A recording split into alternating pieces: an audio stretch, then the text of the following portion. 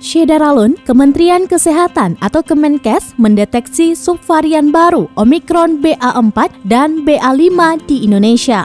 Di Indonesia, ada 4 kasus varian baru Omikron BA4 dan BA5 yang telah dilaporkan pada 6 Juni 2022 lalu.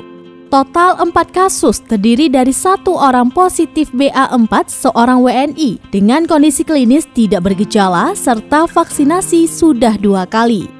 Sisanya 3 orang kasus positif BA5 yang merupakan pelaku perjalanan luar negeri delegasi pertemuan The Global Platform for Disaster Risk Reduction di Bali pada 23 hingga 28 Mei 2022. Ada beberapa gejala pasien BA4 dan BA5 seperti demam, batuk, sesak nafas, kelelahan, nyeri otot, sakit kepala, hilangnya rasa atau bau, sakit tenggorokan, hidung tersumbat, mual atau muntah, diare, dan pilek.